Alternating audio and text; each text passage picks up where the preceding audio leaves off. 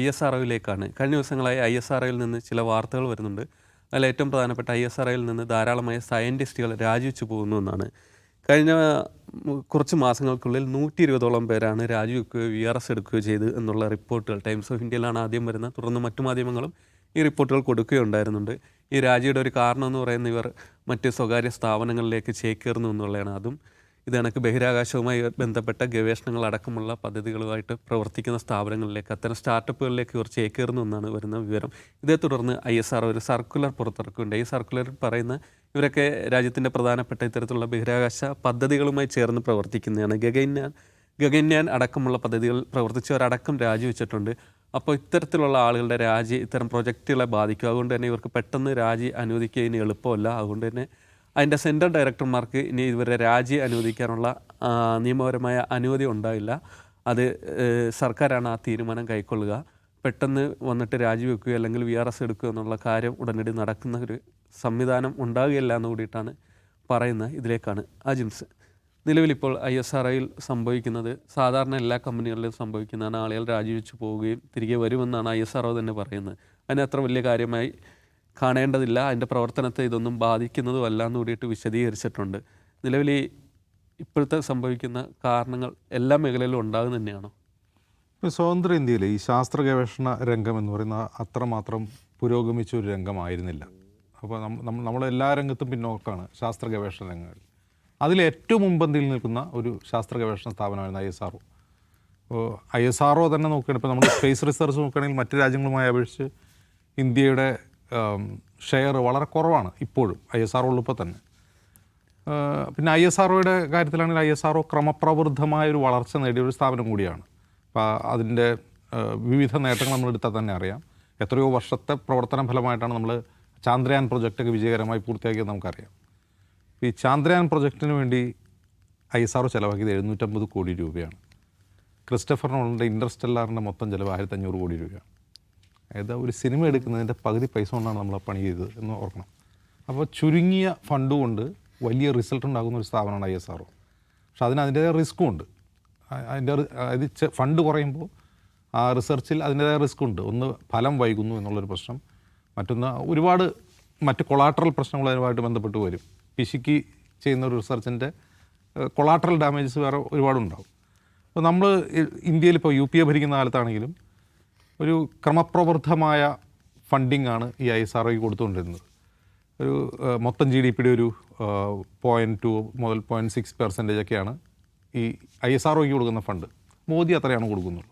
ഇപ്പോൾ UPA സർക്കാരിനായിട്ട് 2004 കൊടുത്തുകൊണ്ടിരുന്ന 2000-2500 കോടിയാണെങ്കിൽ അവർ പോകുന്ന 10 വർഷം കഴിയുമ്പോൾ 6500 കോടിയായി. അത് 3 ഇരട്ടി വളർന്നു. 2014 മോദി കൊടുത്തതിൻ്റെ 3 ഇരട്ടിയാണ് ഇപ്പോൾ ഉള്ളത്. അപ്പോൾ ആ വളർച്ച ക്രമപ്രവൃദ്ധമാണ്. കൂടുതലായിട്ടൊന്നും അതിലേക്ക് ഇൻവെസ്റ്റ് ചെയ്യുന്നില്ല. ഇപ്പോൾ കഴിഞ്ഞ 2025-26 സാമ്പത്തിക വർഷത്തിൽ ISROയ്ക്ക് ലഭിച്ചത് ഏതാണ്ട് 13,000 കോടി രൂപയാണ് അനുവദിച്ചത്, ബജറ്റിൽ അനുവദിച്ചത്. കിട്ടിയത് 11,000 കോടി. അതിൽ നിന്ന് 2,000 കോടി വെട്ടി കുറച്ചു. നമ്മൾ ഏറ്റവും കൂടുതൽ ISROയുടെ ചരിത്രത്തിൽ ഏറ്റവും കൂടുതൽ പ്രൊജക്റ്റുകൾ അത് മോണിറ്റർ ചെയ്യുന്ന സമയത്താണ് 2,000 കോടി വെട്ടി കുറച്ചെന്ന് ഓർക്കണം. അപ്പോൾ അതിനെ വിമർശിച്ചുകൊണ്ട് ഒരു എക്സാൻഡറിൽ വന്നൊരു കുറിപ്പ് ഞാൻ ഇപ്പോൾ ഓർക്കുന്നുണ്ട്. അവർ പറയുന്നത് ഇന്ത്യൻ റെയിൽവേയിൽ ഈ ഗുഡ്കായും പാനകത്ത് നിന്ന് ആൾക്കാർ കാർക്കിച്ച് തുപ്പുന്നുണ്ടല്ലോ, ആ വൃത്തികേട് മാറ്റാൻ വേണ്ടി റെയിൽവേ കോളാമ്പി വെച്ചു. കോളാമ്പി വെച്ചാൽ സ്പിറ്റിംഗ് പൗച്ചസ്. അതിന് റെയിൽവേ അനുവദിച്ച പൈസ 12,000 കോടിയാണ്. ആ പൈസയാണ് ISROയ്ക്ക് ഒരു വർഷം കൊടുക്കുന്ന തുക. അപ്പോൾ നമ്മളൊന്ന് ആലോചിച്ച് നോക്കുക. ഗുഡ്ക ചവച്ച് തുപ്പുന്ന കറ മായ്ക്കാൻ വേണ്ടി 12,000 കോടി മുടക്കുന്ന ഇന്ത്യൻ റെയിൽവേ ISROയ്ക്ക് 13,000 അനുവദിക്കുന്നു, 11,000 കോടി അനുവദിക്കുന്നു. ഇങ്ങനെയൊരു സ്ഥാപനത്തിൽ ശാസ്ത്രജ്ഞൻ നിൽക്കും എന്ന് തോന്നുന്നുണ്ടോ? ഇല്ല. അതിനൊപ്പം ഉണ്ടായൊരു വലിയൊരു മാറ്റം എന്ന് പറയുന്നത് 2020 ആ കാലത്ത് ഈ സ്പേസ് റിസർച്ച് പ്രൈവറ്റൈസ് ചെയ്തു മോദി സർക്കാർ. പ്രൈവറ്റൈസ് ചെയ്തത് നല്ല കാര്യം തന്നെയാണ്. കാരണം ഒരുപാട് പ്രൈവറ്റ് പ്ലേയേഴ്സ് അതിലേക്ക് വന്നു, പുതിയ സ്റ്റാർട്ടപ്പുകൾ വരുന്നു, വലിയ തോതിൽ പുതിയ കമ്പനികൾ വരുന്നു. സ്വാഭാവികമായും ഈ 13,000 കോടി അനുവദിച്ച് 11,000 കോടി കിട്ടുന്ന ISROയിൽ ആളുകൾ നിൽക്കുമോ? അതല്ല പുതിയ പ്രോജക്റ്റിലേക്ക് പോവുമോ? സ്വാഭാവികമായിട്ടും പ്രൈവറ്റ് കമ്പനികളിലേക്ക് അവർ പോകും. ഇപ്പോൾ പോകുന്ന പോക്കെന്ന് നോക്കിയപ്പോൾ ഈ കഴിഞ്ഞ 10 വർഷത്തിൽ നിന്ന് 100-300ഓളം പേര് പോയിട്ടുണ്ട്. അപ്പോൾ ഇത്രയും പേര് പോകുന്നത് ISRO പോലുള്ളൊരു വലിയ ഓർഗനൈസേഷനെ സംബന്ധിച്ച് ഒരു പ്രശ്നമല്ല. ആക്ച്വലി മൊത്തം അവരുടെ ഒരു സ്ട്രെങ്ത്തിൻ്റെ 2% ആളുകളാണ് ഈ പോയിട്ടുള്ളത്. ISRO നേരിടുന്ന പ്രതിസന്ധി ആൾ പോകുന്നതിൻ്റെ എണ്ണമല്ല, പോകുന്ന ആളുടെ എക്സ്പീരിയൻസാണ്. അത് വളരെ എക്സ്പീരിയൻസ്ഡ് ആയിട്ടുള്ള ആളുകളാണ് പോകുന്നത്. അതാണ് പ്രശ്നം. അവരെ നമുക്ക് എന്ത് ചെയ്യാൻ കഴിയില്ല, പുതിയ ഫ്രഷേഴ്സിനോട് റീപ്ലേസ് ചെയ്യാൻ കഴിയില്ല. ഈ പ്രൊജക്റ്റുകളെ ബാധിക്കുന്നു. അവിടെയാണ് എന്ത് ചെയ്യുന്നത്, ഇപ്പോൾ ഈ എന്താണ് സ്പേസ് ഡിപ്പാർട്ട്മെൻറ്റിൻ്റെ അനുമതിയില്ലാതെ ഇനി ഇത്തരത്തിലുള്ള വോളണ്ടറി റിട്ടയർമെൻറ്റ് പരിഗണിക്കരുത് എന്ന് പറഞ്ഞുകൊണ്ടുള്ള ഈ കത്തയക്കാനുള്ള കാരണം ഇതാണ്. ഇത് ഇന്ത്യയുടെ ശാസ്ത്ര ഗവേഷണ രംഗം നേരിടുന്ന പ്രതിസന്ധിയുടെ ഒരു തുമ്പാണ്. യഥാർത്ഥ പ്രതിസന്ധി ഇതല്ല. ഒന്നാമത്തെ കാര്യം, നമ്മുടെ ഞാൻ മുമ്പ് സൂചിപ്പിച്ച പോലെ നമ്മുടെ ഈ റിസർച്ച് മേഖലയ്ക്ക് സർക്കാർ കൊടുക്കുന്ന ഫണ്ട് വളരെ കുറവാണ്. അതോടൊപ്പം തന്നെ മറ്റ് രാജ്യങ്ങളുമായി താരതമ്യം ചെയ്യുമ്പോൾ ഈ പ്രൈവറ്റ് പ്ലെയേഴ്സ്, പ്രത്യേകിച്ച് ഇൻഡസ്ട്രിയും റിസർച്ചും തമ്മിലുള്ള കൊളാബറേഷൻ ഇന്ത്യയിൽ വളരെ ചുരുക്കമാണ്. അത് മറ്റ് രാജ്യങ്ങളിലൊക്കെ എന്താണെന്ന് വെച്ചാൽ ഇപ്പോൾ റിസർച്ച് ഇൻസ്റ്റിറ്റ്യൂട്ടുകളെ ഫണ്ട് ചെയ്യുന്നത് ഇൻഡസ്ട്രീസാണ്. കാരണം അവർക്ക് വേണ്ടിയിട്ടുള്ള റിസർച്ചുകളാണ് റിസർച്ച് ഇൻസ്റ്റിറ്റ്യൂട്ട് നടക്കുക. ഇവിടെ സർക്കാർ ഫണ്ട് തന്നെ വേണ്ടതും കിട്ടുന്നില്ല, പ്രൈവറ്റ് പ്ലെയേഴ്സിൻ്റെ ഫണ്ട് ഇല്ല എന്ന് തന്നെ പറയാം. ഇതൊരു പ്രശ്നം. രണ്ടാമത്തെ പ്രശ്നം, സയൻസ് എന്ന് പറഞ്ഞുകൊണ്ട് സ്യൂഡോ സയൻസ് പ്രചരിപ്പിക്കാനുള്ള സർക്കാരിൻ്റെ നീക്കമുണ്ട്. നമുക്കറിയാം എന്താണ്, പുരാണങ്ങളിലെ വിമാനങ്ങൾക്ക് ഗോളാന്തര യാത്രകൾ നടത്താൻ കഴിയുമായിരുന്നു എന്ന് പേപ്പർ അവതരിപ്പിച്ചിരുന്നു ഇന്ത്യൻ സയൻസ് കോൺഗ്രസ്സിൽ. ഇന്ത്യൻ സയൻസ് കോൺഗ്രസ്സിൽ കഴിഞ്ഞ 10-12 വർഷമായിട്ട് എന്തൊക്കെയാണ് നടക്കുന്നത് നമുക്കറിയാലോ. എല്ലാ വർഷവും കൗതുക വാർത്തകളാണ് ഉണ്ടാവുക. അപ്പോൾ ഈ സ്യൂഡോ സയൻസ് പ്രചരിപ്പിക്കാൻ ഈ വളരെ പയനിയറായിട്ടുള്ള ഇത്തരം സ്ഥാപനങ്ങൾ ഉപയോഗിക്കുമ്പോൾ സ്വാഭാവികമായിട്ട് സയൻറ്റിസ്റ്റുകൾ എന്ത് ചെയ്യും? സയൻറ്റിസ്റ്റുകൾക്ക് സയൻറ്റിഫിക് ടെമ്പർ ഉണ്ടാവുമല്ലോ, അവർ സ്വാഭാവികമായിട്ട് നാടുവിടും. അങ്ങനെ വലിയ തോതിൽ ബ്രെയിൻ ഡ്രെയിൻ നടന്നുകൊണ്ടിരിക്കുകയാണ്. പിന്നെ മറ്റൊന്ന്, ഈ വളരെ സെൻട്രലൈസ്ഡ് ആയിട്ട് തീരുമാനമെടുക്കുന്നൊരു സിസ്റ്റം, കാസ്റ്റ്. ഇതാണ് ഞാൻ പറയാൻ പോകുന്ന പ്രധാനപ്പെട്ട കാര്യം. നമ്മുടെ ശാസ്ത്ര ഗവേഷണ സ്ഥാപനങ്ങളിൽ ജാതി ഒരു വലിയ യാഥാർത്ഥ്യമാണ്. സൊസൈറ്റിയിൽ ഉള്ളതിനേക്കാൾ കൂടുതലാണ് അവിടെ. നമ്മുടെ IIT-കളിലാവട്ടെ ശാസ്ത്ര ഗവേഷണ സ്ഥാപനങ്ങളിലാവട്ടെ ഭരിക്കുന്നത് ജാതിയാണ്. അപ്പോൾ ഇത് വലിയ തോതിൽ ഡിസ്റപ്ഷൻ ഉണ്ടാകും, ആളുകൾ ഇവിടുന്ന് പോകും. അങ്ങനെ വലിയ തോതിലുള്ള ബ്രെയിൻ ഡ്രെയിൻ സംഭവിച്ചുകൊണ്ടിരിക്കുകയാണ്. അപ്പോൾ ഇത് ഇപ്പോൾ പുതുതായിട്ട് പുറത്തു വന്ന വാർത്തകൾ ഇപ്പോൾ ISRO അങ്ങോട്ട് ഇല്ലാതായിപ്പോൾ അങ്ങനെയൊന്നുമല്ല. ISROയുടെ പ്രധാനപ്പെട്ട പ്രൊജക്റ്റുകളെ അത് ബാധിക്കും. ഇപ്പോൾ ഗഗൻയാൻ ഉടൻ നടക്കുന്നു എന്ന് പറയുന്ന വാർത്തകൾ വരുന്നുണ്ട്. ഗഗൻയാൻ്റെ ഭാഗമായിട്ട് 18 ആളില്ലാ പരീക്ഷണങ്ങൾ നടത്തണമെന്നാണ്. അതിൽ ഒരെണ്ണം നടത്തിയിട്ടുള്ളത് തന്നെ ഫെയിലറായിരുന്നു. അതൊക്കെ എന്തുകൊണ്ട് സംഭവിക്കുന്നതാണ്? ഈ ആളില്ലായ്മ കൊണ്ട് സംഭവിക്കുന്നതാണ്. എക്സ്പെർട്ടൈസ് ഉള്ള ആളുകൾ അവിടെ നിന്ന് പോയി എന്നുള്ളതുകൊണ്ട് സംഭവിക്കുന്നതാണ്. അപ്പോൾ ഇതിനെ എങ്ങനെ മറികടക്കുമെന്ന് ചോദിച്ചു കഴിഞ്ഞാൽ, ഒരു വശത്ത് പ്രൈവറ്റൈസേഷൻ അനുവദിച്ചു, അവിടേക്ക് ആളുകൾ ധാരാളമായി പോകുന്നു.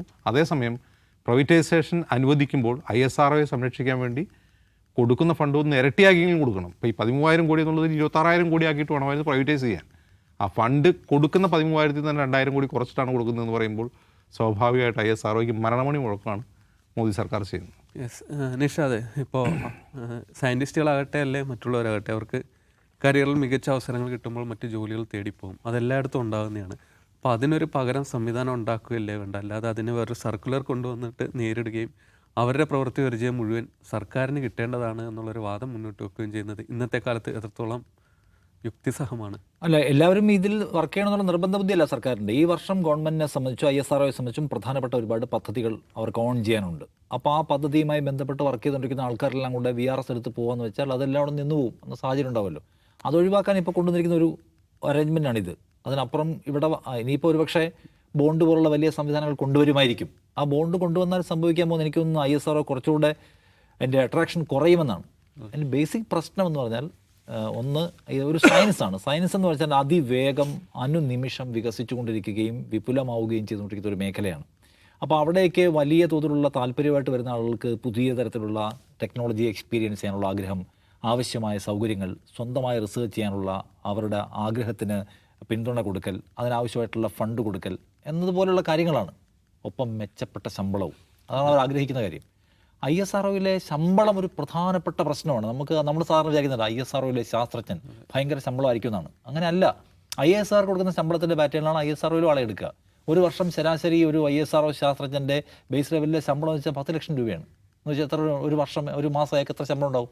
ലക്ഷത്തിന് മേലെ പോലും ശമ്പളമില്ലാത്ത ആൾക്കാർ ISROയിൽ പണിയെടുക്കുന്നുണ്ട്. അതിൽ കൂടുതൽ ശമ്പളം വാങ്ങിക്കുന്ന ആൾക്കാർ മറ്റ് പല സെക്ടേഴ്സിലും ഗവൺമെൻറ്റിൽ തന്നെ ഇന്ത്യയിൽ ഉണ്ടെന്ന് നമ്മൾ കാണണം. അപ്പോൾ ശമ്പളം ഒരു പ്രധാനപ്പെട്ട പ്രശ്നമാണ്.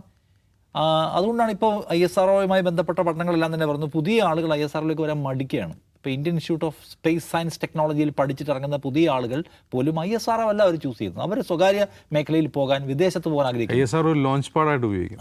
അവിടെ വരും 2-3 വർഷം, ചിലപ്പോൾ 1-2 വർഷം, 2-3 വർഷം അവിടെ പ്രവർത്തിക്കുന്നു, VRSന് അപ്ലൈ ചെയ്യുന്നു, പുറത്തിറങ്ങുന്നു, പോകുന്നു. കാരണം എന്താണ്? സ്വകാര്യ മേഖലയിൽ ഇപ്പം ഞാൻ നേരത്തെ പറഞ്ഞില്ലേ, ഒരു വർഷം 10 ലക്ഷം രൂപ ശമ്പളം വാങ്ങിക്കുന്ന ഒരു ഉദ്യോഗസ്ഥൻ തൊട്ടപ്പുറത്തേക്ക് നോക്കുമ്പോൾ തന്നേക്കാൾ എക്സ്പീരിയൻസ് ഉള്ളവരോ തന്നോടൊപ്പം എക്സ്പീരിയൻസ് ഉള്ളവരോ തന്നേക്കാൾ കുറവുള്ളവരോ 5 ഇരട്ടി വരെ ശമ്പളം വാങ്ങിക്കുകയാണ്. അത് ചെറിയ ഒരു അസ്വസ്ഥതയാണ് ഉണ്ടാക്കുക. അത് ഉണ്ടാക്കുന്ന നിരാശ ചെറുതല്ല. അപ്പോൾ അതൊരു പ്രശ്നമാണ്. മറ്റേത് ISRO നമ്മൾ എന്തൊക്കെ പറയുമ്പോഴും അതൊരു സർക്കാർ സംവിധാനമാണ്. നമ്മുടെ ISRO തികച്ചും സർക്കാർ സംവിധാനം പോലെ പ്രവർത്തിക്കുന്നു. ഈ പറഞ്ഞ പോലെ ഉദ്യോഗസ്ഥ മേധാവിത്വം അതിനകത്തുണ്ട്. സിഗേഷ് അതിനകത്ത് വർക്ക് ചെയ്യണം. സിഗേഷിന് സ്വന്തമായിട്ട് ഇന്ന മേഖലയിൽ റിസർച്ച് ചെയ്യണമെന്ന് ആഗ്രഹമുണ്ട്. റിസർച്ച് പ്രോജക്റ്റ് നിങ്ങൾ ഓണാക്കാൻ ശ്രമിച്ചാൽ അതിനൊന്നും ഒരു പെർമിഷനും കിട്ടണമെന്നില്ല. എല്ലാം മൂല്യം തീരുമാനിക്കപ്പെടണം. നിങ്ങളുടെ സ്വന്തമായിട്ടുള്ള എസ്പിറേഷൻസ്, സ്വപ്നങ്ങൾ, മോഹങ്ങൾ അതുമായിട്ട് നിങ്ങൾ ചെന്നാൽ അതിനെല്ലാം ആവശ്യമായിട്ടുള്ള സൗകര്യങ്ങൾ ഒരുക്കി തരുന്ന വിപുലമായ, സ്വതന്ത്രമായ, തുറന്ന സംവിധാനം ISRO ഇല്ല. അപ്പോൾ ഈ പറഞ്ഞ ബ്യൂറോക്രസി ഇഷ്യൂ രണ്ടാമത്തെ പ്രശ്നമാണ്. ഒന്ന് സാലറി ഇഷ്യൂ. സാലറി ഇഷ്യൂ എന്തുകൊണ്ടാണ് ഉണ്ടാകുന്നത്? നേരത്തെ പറഞ്ഞാൽ 1.5 ബില്യൺ മാത്രമാണ് നമ്മൾ വാർഷിക ബഡ്ജറ്റായിട്ട് മാറ്റി വെച്ചിരിക്കുന്നത്. ഇന്ന് നമ്മുടെ തൊട്ടടുത്തുള്ള രാജ്യമായിട്ടുള്ള ചൈന അവരുടെ 14 ബില്യനാണ്, നമ്മുടെ 10 ഇരട്ടി. ചൈന ഈ സമീപകാലത്ത് ഒരുപക്ഷെ ഏറ്റവും കൂടുതൽ സ്പേസ് ടെക്നോളജിയിൽ അഡ്വാൻസ്ഡ് ആയിട്ടുള്ള മുന്നോട്ട് പോയിട്ടുള്ള രാജ്യങ്ങളിലൊന്നാണ്. അതെന്തുകൊണ്ട് സംഭവിച്ചാണ്? അവരതിനുവേണ്ടി അത്രയും പൈസ മുടക്കാൻ തയ്യാറാവുന്നു. നോക്കൂ, ഇൻ്റർനാഷണൽ സ്പേസ് സ്റ്റേഷനുണ്ട് 5 രാജ്യങ്ങൾ കൂടി ചേർന്ന് നിയന്ത്രിക്കുന്നത്. പ്രധാന രാജ്യം ചൈനയും റഷ്യയും ഒക്കെയാണ്. ചൈനയ്ക്ക് സ്വന്തമായിട്ട് സ്പേസ് സ്റ്റേഷനുണ്ട്. സ്വന്തമായിട്ട് രണ്ടാമതൊരു സ്പേസ് സ്റ്റേഷൻ ഉണ്ടാക്കിയത് ചൈനയാണ്. നോക്കൂ, അവരുടെ ഈ സമീപ ദിവസങ്ങളിൽ നമ്മൾ കാണുന്നുണ്ട്, മുകളിലേക്ക് പോയ പേടകം തിരിച്ചു വന്ന് വീണ്ടും ലോഞ്ച് പാഡിൽ കണക്ട് ആവുന്ന ടെക്നോളജി രണ്ടാമത് വികസിപ്പിച്ചത് ചൈനയാണ്. അത്രയും പൈസ മുടക്കുന്നു, അത്രയും ടെക്നോളജി വികസിപ്പിക്കുന്നു, ചൈന കുതിക്കുന്നു. നമ്മളിപ്പോഴും ചിലവാക്കുന്ന പൈസ 1.5 ബില്യനാണ്. നാസ ചിലവാക്കുന്നത് 25 ബില്യനാണ്. വ്യത്യാസം നോക്കുക. ആ വ്യത്യാസം മനസ്സിലാക്കിയിട്ട് അതിന് തക്ക ഫണ്ട് മാറ്റി വയ്ക്കുന്നതിലേക്ക് ഇന്ത്യൻ ഗവൺമെൻറ് വന്നിട്ടില്ല. ഗവൺമെൻറ് ചിലപ്പോൾ ഒരു പക്ഷേ അതിന് പ്രയോറിറ്റി ഇഷ്യൂസ് ഉണ്ടാവാം. കാരണം ഇന്ത്യ പോലൊരു വലിയ രാജ്യത്ത് ഇത്തരം സാങ്കേതിക സ്പേസ് ടെക്നോളജിക്ക് വേണ്ടി എത്ര പണം മാറ്റി വെക്കണം എന്നുള്ള പ്രിഫറൻസ് ഗവൺമെൻറ് വെറുതെ മുടക്കുന്നതല്ല നിഷാദ്. ഇപ്പോൾ എഡ്യൂക്കേഷൻ സെക്ടറിലേക്ക് മുടക്കുന്നില്ല. ISRO കൊടുത്തു കഴിഞ്ഞാൽ അവർ ഇന്ത്യൻ GDP-യുടെ 0.7% അവരാണ് കൊടുക്കുന്നത്. അവർ പ്രൈവറ്റ് ലോഞ്ചിങ് നടത്തുന്നുണ്ട്. ആ കാശ് സർക്കാരിന് കിട്ടുന്നത്. എന്ന് മാത്രമല്ല ISRO നമ്മൾ നാസയുമായിട്ട് തട്ടിച്ച് നോക്കുമ്പോൾ ISROയുടെ കേന്ദ്രീകരണം മുഴുവൻ കാർഷിക മേഖലയിൽ നമുക്ക് എന്ത് പുതിയ മാറ്റം കൊണ്ടുവരാം? കാലാവസ്ഥാ പ്രവചനത്തിൽ മെഡിക്കൽ രംഗത്തൊക്കെയും അടിസ്ഥാനപരമായി ഇന്ത്യൻ ജീവിത മേഖലയ്ക്ക് പ്രയോജനപ്പെടുന്ന പണികളിലാണ്. അതിനാണ് പ്രയോറിറ്റീസ് കൊടുത്തുകൊണ്ടിരുന്നത് മുഴുവൻ. അപ്പുറത്ത് അന്യഗ്രഹത്തിൽ ജീവികളുണ്ടോ എന്നടക്കമുള്ള പരിശോധന നടത്തുക, ഇൻ്റർനാഷണൽ സ്പേസ് സെൻറ്റർ ഉണ്ടാക്കാൻ പോലെയുള്ള വലിയ ആലോചന നടത്തിക്കൊണ്ടിരുന്നപ്പോൾ ഇന്ത്യ എന്ന് പറയുന്ന രാജ്യത്തിൻ്റെ ദൈനംദിന ജീവിതത്തെ ഇന്ന് നോക്കൂ, ഏറ്റവും പെർഫെക്റ്റ് ആയിട്ട് കാലാവസ്ഥാ പ്രവചനം നടത്തുന്ന രാജ്യങ്ങളിലൊന്നാണ് ഇന്ത്യ. നമ്മൾ ആ പെർഫെക്ഷനിലേക്ക് എത്തിയതിനകത്ത് ISROയുടെ പങ്കാളിത്തം വളരെ വലുതാണ്. അപ്പോൾ അത്തരം കാര്യങ്ങൾ ഫോക്കസ് ചെയ്ത് പ്രവർത്തിച്ചു. അപ്പോൾ നമ്മൾ അതിനുവേണ്ടി പൈസ മുടക്കിയിട്ടുണ്ടെങ്കിൽ കുറഞ്ഞതെങ്കിലും മുടക്കിയ പൈസയ്ക്ക് മുഴുവൻ റിസൾട്ട് ഇരട്ടിയായിട്ട് ISROയുടെ ഭാഗത്തുനിന്നുണ്ടായിട്ടുണ്ട്. അപ്പോൾ കയ്യിലുള്ള പണം അതിന് ആനുപാതികമായി ഉയർത്തുക, കാലത്തിനനുസരിച്ച് ഉയർത്തുക. നമ്മൾ നോക്കണം അപ്പുറത്തൊക്കെ ആരെന്തുമാത്രം ചിലവാക്കുന്നുണ്ട്, അവരെന്തുമാത്രം മുന്നോട്ട് പോകുന്നുണ്ട്. അതിനനുസരിച്ച് ചിലവാക്കാൻ കഴിയുന്ന തരത്തിലുള്ളൊരു പോളിസിയിലേക്ക് നമ്മുടെ ഭരണകൂടം മാറേണ്ടതുണ്ട്. അപ്പോൾ ഈ പറയുന്നത് പോലെയുള്ള പിന്നൊന്ന് രണ്ടാമത്തെ കാര്യം വെച്ചാൽ ഇപ്പോൾ ISROയെ സംബന്ധിച്ച് ISROയെ കുറിച്ച് എപ്പോഴും പറഞ്ഞു കേൾക്കുന്ന ഒന്ന്, ISRO ഒരു ലോഞ്ച് അല്ലെങ്കിൽ ഒരു മിഷൻ പ്രഖ്യാപിക്കുക, ആ മിഷന് വേണ്ടി എല്ലാവരും എണ്ണയിട്ട യന്ത്രം പോലെ പ്രവർത്തിക്കുക, ആൻഡ് പ്രൊഡക്ഷൻ മോഡിൽ വർക്ക് ചെയ്യുക.